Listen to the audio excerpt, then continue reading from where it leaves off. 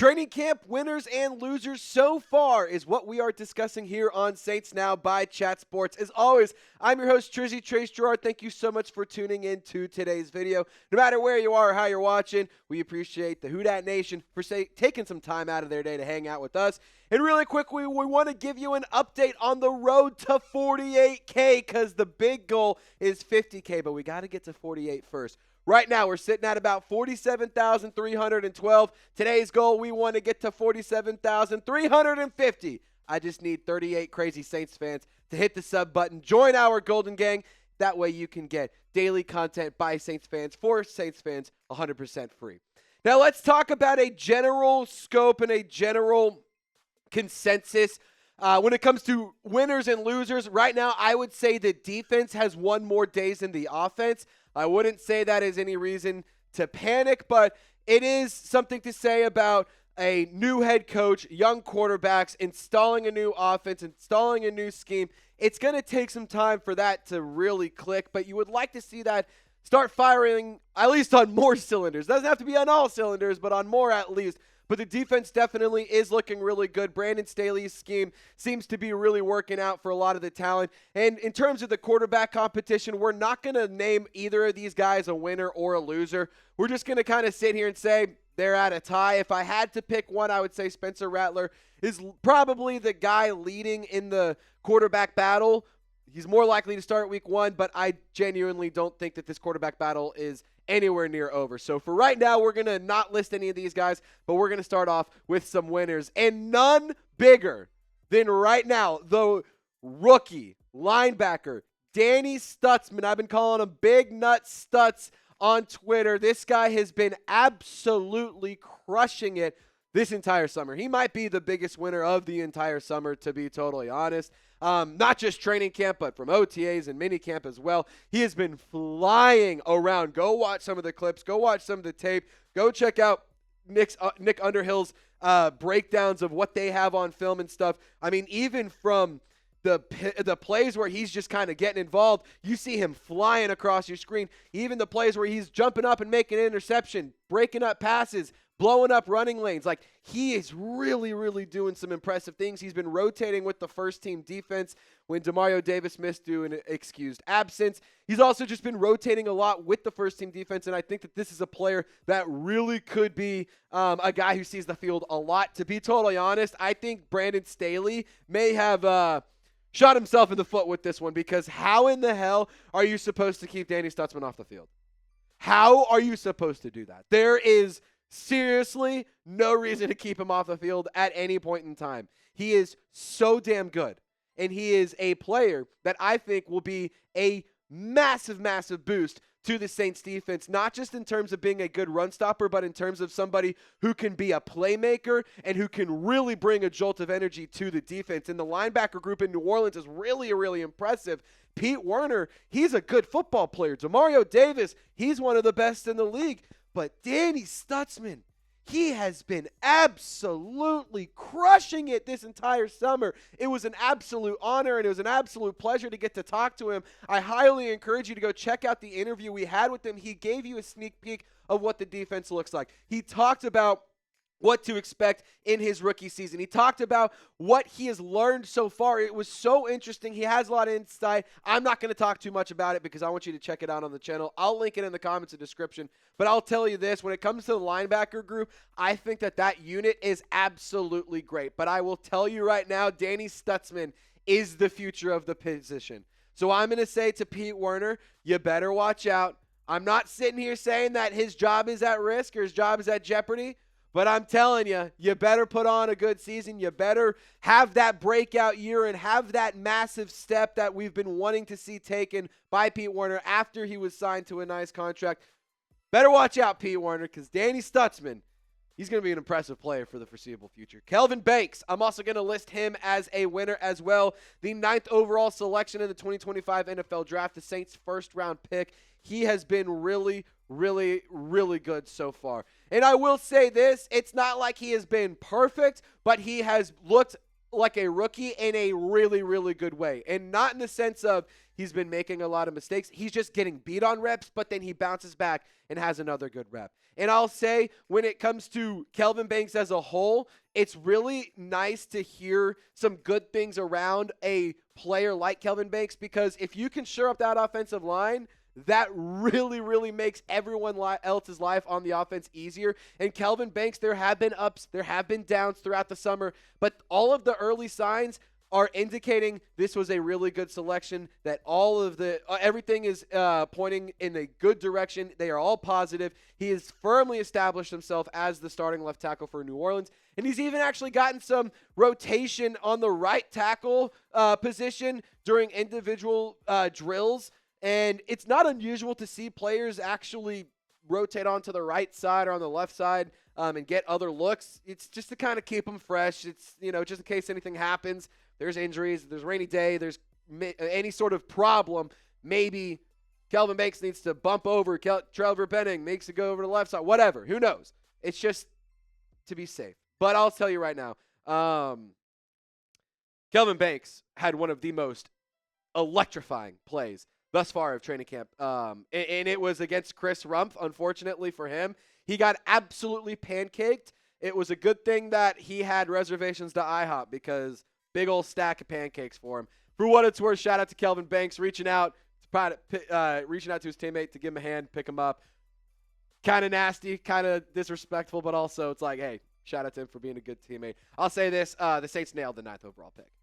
I think that so far everything is positive. Everything is good. You should feel comfortable about what the offensive line looks like. You should feel comfortable about Kelvin Banks being your left tackle. I believe and trust in Kellen Moore to pick a player in the first round in his first draft. I trust him to pick a player that he likes, and that player was Kelvin Banks. Everything has been positive around him, so I'm going to call him a big-time winner. Quincy Riley, another rookie. We're talking a lot of rookies because the youngsters have been absolutely crushing things all summer long so far. This is a really, really good draft class. I mean, you got 9 players. I mean, come on. It's hard to not get excited about some of the future players on this roster. He is starting hot at training camp. He was held out at minicamp and at OTAs due to a minor injury, if you remember, but he has absolutely just came on in a very big way. Quincy Riley is competing with Isaac Yiadom to be the cornerback 2 opposite of Kool-Aid McKinstry. We know Kool-Aid McKinstry is going to be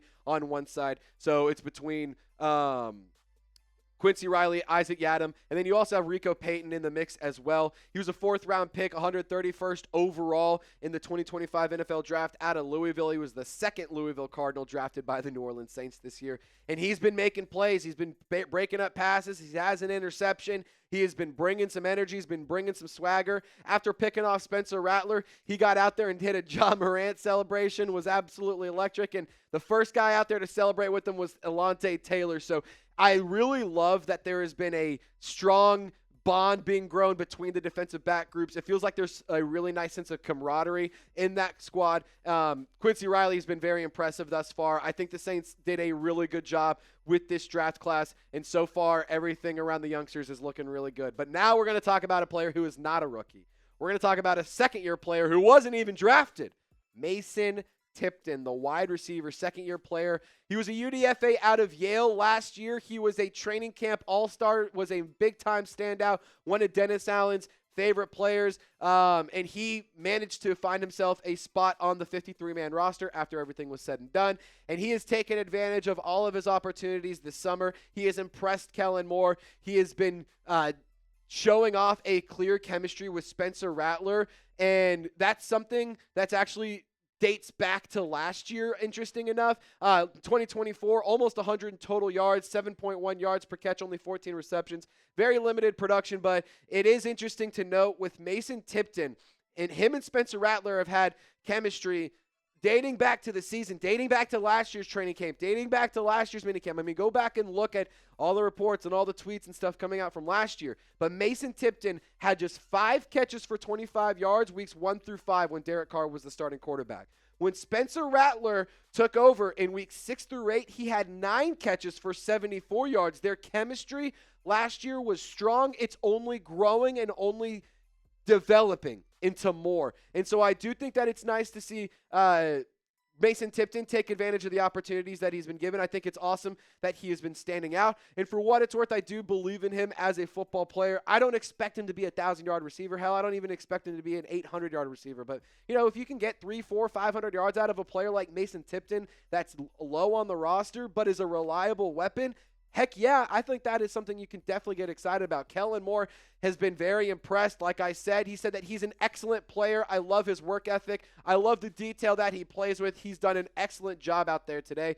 He's certainly had a couple of opportunities, and he's taken advantage of it. He's been really, really reliable. And look, I do believe that Mason Tipton could make the roster again.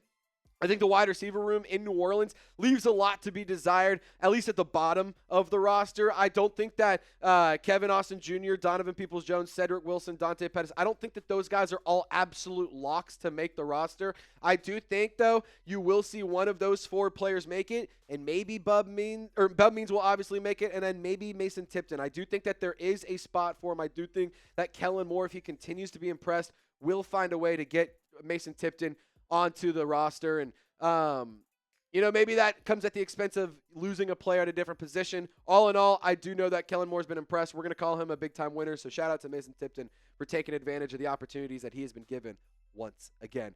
If you guys want a second video today, let me know by liking this one. If we get 50 likes right now, I'm talking right now, I have a timer. You guys have 15 seconds to like this video, and I'm going to go back and look. When did we get the most likes during our YouTube videos? If we didn't get 50 likes, when I go and check, then I'm not making a second video. But if you want one, hit the thumbs up icon, like this video right now. All right, let's talk about losers, because when there's life, you have winners, but you also have losers. And I want to just say this as a blanket statement, because I didn't say it at the beginning of the video. If you're labeled a winner, if you're labeled a loser, that doesn't mean anything. Don't think too deeply into it. It's just whose stock is up, whose stock is down, who's been looking good, who can do a little bit more. So we're going to start off with Jaylan Ford, the linebacker, and he's kind of a prime example of, look, he's not been a loser. He just hasn't really stood out, and you have other players at other positions who have been standing out. Danny Stutsman has clearly been outplaying Jaylan Ford, and it's not like he's been bad. He's been getting involved in with the special teams, and he just isn't doing as much as some of the other guys. I mean, you have Pete Werner, you have Demario Davis, you have Danny Stutsman. Like, those 3 guys are for sure going to be at the top of the depth chart. Then Levi Sewell, DeMarco Jackson, Jaylan Ford, Isaiah Stallbird. You also have other players on the roster. My point isn't that Jaylan Ford has been specifically bad. It's more so he just hasn't done anything to stand out. And I will say bonus here, Pete Werner, he does need to take the next step. We said it a little bit ago when we were talking about Danny Stutsman as a winner. Kind of goes both ways for Jaylan Ford and Pete Werner, but mainly Pete Werner needs to take that next step. The Saints invested in him, and I want to see him turn into an elite linebacker, and that's what he needs to do if he wants to keep Danny Stutsman off the field, because you sure as hell aren't taking Demario Davis off the field unless there's some absolutely ridiculous reason you need to. Really quick, I want to encourage you to go check out the Saints sale shirt. It were $24. Now they're $30. I told you it was your last chance yesterday to get it for $24. Today is your last chance to get it for $30. So go to chatsports.com/Saints sale before the price increases again. We have almost all sizes, small through XXL. So if you want a new shirt for the football season, you want a Nike shirt, it's good for workouts, it's good for just hanging out and lounging at home, go to chatsports.com/Saints sale. You'll see it in the comments and description of this video. I made it clickable. I made it easy for you to go check it out. So go and get yourself some new shirts, some new swag today from our friends over at Fanatics. Isaiah Foskey, we're also going to label him as a training camp loser. It's just been quiet. He's been very, very quiet. And remember, the Saints spent a second-round pick, 40th overall, actually, on Isaiah Foskey. And, you would expect him to be making a lot of noise because of the new scheme and with Bo Davis being the new defensive line coach. And, this scheme kind of fits more of what Isaiah Foskey did at Notre Dame. Like, he was extremely, extremely productive for the Fighting Irish. He's just been quiet. There just hasn't been a lot of noise. He did work as a personal protector during punt returns. So, if that is kind of indicative of, he does bring special teams value. So I do think that he will end up making the roster. But for the 40th overall selection, for a player that led Notre Dame in career sacks all time, you kind of want to see a little bit more. And, during one-on-one drills, New Orleans.football, Nick Underhill, Mike Triplett, those guys over there do an amazing job. I highly encourage you to go subscribe to their content. Follow them on social media as well. They reported that Isaiah Foskey was actually kind of disappointing on one-on-ones during Monday. They reported that they were looking for some signs of life during the drill, and there really weren't much of that during the period. So, it's kind of upsetting to hear. It's kind of disappointing. I have faith in him, and I believed in Isaiah Foskey, and when the selection was made for him, coming out of Notre Dame, I was stoked. I mean, he's the Notre Dame career sack leader all time. He had 26.5 sacks, he had 11 sacks in back-to-back seasons. When will Isaiah Foskey start living up to the expectations? That's my big question. When will Isaiah Foskey start living up to being the player he was for the Notre Dame Fighting Irish? When will he live up to being a second-round pick? When will he start popping off and giving us some production? He's just been quiet during camps. He's been quiet during the season. And quite frankly, he's just been very, very disappointing. I hate calling him a loser from training camp so far, but you got to do more if you want to have a role in this defense. In the scheme in New Orleans, this new defense brought in by Brandon Staley, it fits what he did at Notre Dame, where he was able to get 26.5 sacks. There's no excuse why you shouldn't be able to go into this defense and make something happen. I'm sorry. I'm a fan of Isaiah Foskey. I'm rooting for him. I want him to be good. But I'm not wrong when I say he's been disappointing thus far in his career. Now let's go to the last loser, Charlie Smith. This one pains me because I'm a big Charlie Smith fan. I love the story. I love the player. I follow him on social media. He always is liking my tweets. He's always liking my posts and stuff. So shout out to Charlie. By no means am I calling him a loser as a human being. I don't want this at all to be taken poorly for any of these guys. I'm not trying to sit here and say that they're a bunch of bums and I could do better. That is not at all my point. But there's a battle going on in special teams, not just in the punter room, but in the kicker room as well. Blake Grupe right now is 14 of 15 through training camp thus far. Charlie Smith is 5 of 10. Today, the Saints will have special teams walkthroughs at training camp, so I expect to get a little bit of more insight in the kicker battle kind of as time progresses. No media, no fans are going to be at practice today, but I will say the kicker battle is definitely something to monitor. Charlie Smith has a hell of a leg. He has a boot and can kick the ball far as all get out. But Blake Grupe has been very consistent. He continues to develop. He continues to grow. And I think that he's a player that the New Orleans Saints clearly should start leaning towards when it comes to a kicker. Now, Charlie Smith, in my opinion, should get most of the preseason reps. I know for a fact that Blake Grupe is capable of kicking at the professional level. We've seen him do it. We've seen him miss some big-time kicks. We've seen him make some big-time kicks. I want to see Charlie Smith get most of the reps during the preseason. I think that's only fair because you should give him a shot. Because either A, you find out, yeah, this kid's got it, and we really want to give him a chance, and he should, stick around. Or B, you end up like, you know what, we like Blake Grupe, and he at least has a chance to go get signed somewhere else. I'm not saying that you need to do it for sympathy or anything, but, I think just to learn more about the player, to give him more reps, to give him more opportunities, to give the Saints more looks on the player, Charlie Smith should get most of the reps when it comes to special teams during the preseason as a kicker. I've seen enough from Blake Grupe. I don't really need to see much from him during the preseason. Let me see the guy who we've only seen one kick from ever, and it was a made field goal against the Cardinals in preseason week 1 to win the game after Spencer Rattler drove down the field. I'm just going to say I want to see more from Charlie Smith. Now it's your turn. I want to hear from you, Saints fans. Who is a winner? Who is a loser so far from training camp? I gave you 4 winners, 3 losers. It's your turn to give me one of each. Appreciate you guys for tuning in. I appreciate you guys for rocking and rolling with us. If we get 50 likes on this video during that little spike there, we're going to have a second one coming at you. So if you forgot to rewind, hit the thumbs up icon, and we'll get you a second video later on today. Who Dat Nation, I appreciate y'all for rocking and rolling with us. Y'all stay golden, and we will see you next time.